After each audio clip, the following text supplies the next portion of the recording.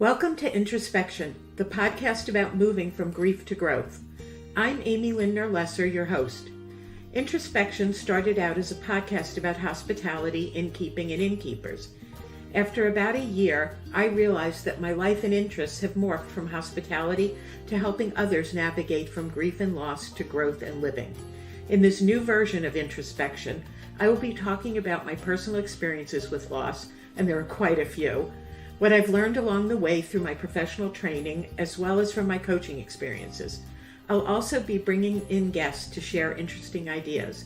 So grab a beverage, find a comfy place, take a deep breath, and listen in. Hi, and welcome back to Introspection. I'm your host, Amy Lindner Lesser, and I want to wish you a happy June. June is Pride Month. It's the month to celebrate people regardless of their gender, their sexual interests. I won't say preferences, although it could be preferences, but sometimes there's no choice involved. Often there's no choice involved. There's a wonderful graphic that I came across today that says all people should be treated equally, regardless of who they are or who they love. Hooray. I so subscribe to that and believe in that. We all love people in many different ways. Love is not only sexual. Love is familial. It's friendship. It's admiration. It's respect. It's we love things that we do. We love people that we do them with. So, or hiking buddies, or people that we go antiquing with, or people that we play sports with, or in my case, I joined a new meetup group and have met some wonderful people. And I love spending time with them. Love is, as the old song said, a many-splendored thing. There are lots of different types of love, and we really need a lot more of that. One of the things that's been going through my mind recently is how much we all change as we go through days, as we go through weeks and months and years. We're not the same people that we were when we started out. And that's wonderful. It allows us to grow and to expand our minds and our hearts and our experiences. And when I've been doing the reflecting, what I'm seeing is that my practice of coaching has expanded also. That when I went to doing grief and loss coaching, one of the things I realized was that I knew what loss was and what caused loss and the subsequent feelings of grief. But not everybody I spoke to knew what that was. And then I started thinking and realized that we all go through transitions, life transitions, or as something I just read yesterday calls them life quakes, meaning that they're more than just going up a stair. They're more than just going from being 35 to 36 or 50 to 51.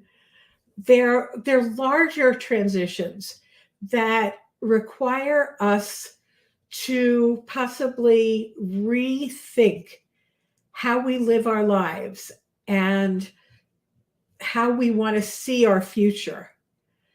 Whether they're the typical things like the death of a loved one, that certainly causes us to have to reevaluate who we are as the survivor and make decisions on how to become the thriver in our own life. And I wear a bracelet that I had made that says thrive, strive, and dream. One of the things that I realized for many years after my husband passed away, I didn't dream, not just at night, but I didn't dream about my own future.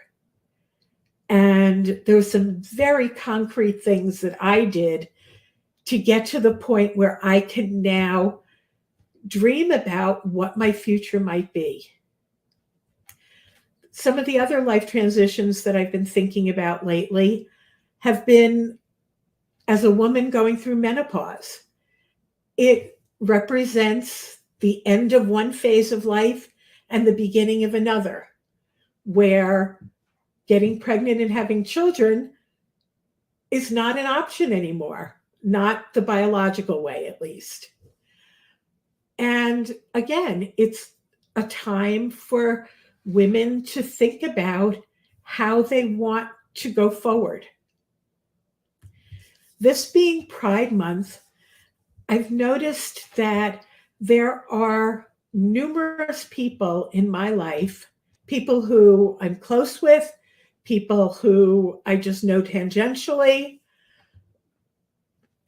a decent number of people whose loved ones are going through the difficult decision and procedures to become one with who they identify. Okay, what am I trying to say? These people are coming out as being transgender, whether it's the son of a friend of mine who became his daughter, whether it's the daughter of somebody who is now their son. There's a brother who became a sister, and a husband who became a wife, and then an ex-spouse. What's common in all of these is that when the person who is undergoing this life change themselves and the gender transformation, when they're an adult, there's little to no available coaching for the loved ones. When my friend's son transitioned to his daughter, he was a minor. And so the entire family benefited through coaching and counseling. In the other cases, the person who did the gender transition, was an adult. And there really was not any support for the family members. And I've seen how much that's needed. In the case of my friend whose ex-husband transitioned, she became a widow and there was no body. There was no physical death. Her former husband is still alive. He's now a woman. And so he doesn't want to talk about or be the person that she remembers and she married. And she has agreed to talk to me, and I'm hoping we're going to schedule that for the next podcast. But what do you do? How do you grieve? And how do you move on with your life when there is no death? In all instances, the loved ones had dreams, whether they were realistic dreams or not. They had dreams of what that person's life was going to be like before they decided to go through a gender transformation, a gender transition. A parent had dreams that their daughter might provide them with grandchildren and would be their best friend, maybe. The son might become a father. Obviously, with the spouse, there might have been dreams of starting a family together. All kinds of dreams that have to change because of the gender transition. And I want to let people know that I am here. I have the capacity and the experience to help you move through navigating that change. And in talking about navigating the change, one of the things that's become a fun as well as meditative practice for me is walking a labyrinth. I don't know if you're familiar with labyrinths. They are, I think they're all circular. They might not be, I might be wrong. And unlike a maze, there are no dead ends, but there's only one way in and one way out. You walk in and you wind around a very circuitous route to the center, and then you wind back out to get back to the edge. I have what I found recently online, which is a finger maze. I hope you can see this. And in the maze, you start at the opening and you use your finger to follow the path, just as you would if you were walking an actual physical maze out in nature. You start with an intention. What I like is that, unlike traditional meditation, you're not sitting still. You don't have to clear your mind. As a matter of fact, it's important to think about the transition or the walk that you're doing.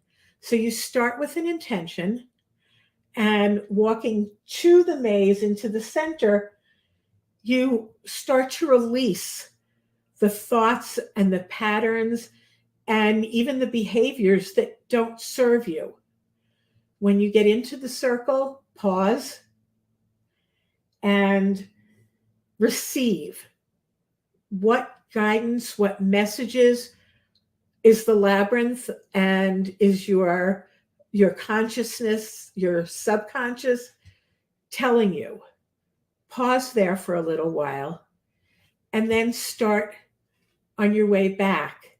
And on your way back, receive, reflect on it, integrate it into your being, and then eventually get out of the maze. It's, for me, one of the most meaningful and beautiful actions. It's something that many traditions use, many religions use, but it doesn't have to be a religious thing. It could be a spiritual exercise. It could be just a psychological, meditative thing. As the maze, for me, when it gets to a rounding point, before it goes the rest of the way, I try to pause at each curve and think. You can walk or move your finger around it as quickly or as slowly as you desire. There's no right way. There's no wrong way, other than if there are other people who are walking the maze at the same time as you, to be conscious and gracious to them. You don't want to knock people over. You don't want to rush people. You want to walk at your own pace and integrate everything. So I think I'm going to leave you with that today, and to leave you with the thoughts that love is love is love.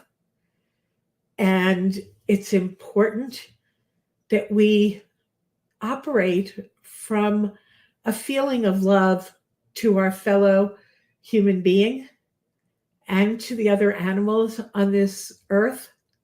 One of my favorite things, and I'm still trying to figure out if I love it so much because it's time limited or just because it is. One of my favorite things is sitting outside on my back porch and just observing the animals that crawl, the animals that fly, and watching how they tend to, like, especially the birds, um, there's a hierarchy, and yet there's a really civil, courteous way that they allow each other, regardless of the species, to eat in their own time. There's little fighting. They eat, they move, the next one comes in. And I see that with large birds and small birds, birds that, the woodpeckers that come to the feeder, sparrows, finches, big blue jays, blackbirds of different varieties. They let each other go. We need to do that. We need to be kinder to the other people in this world. If we looked at everybody as if they were somebody we loved,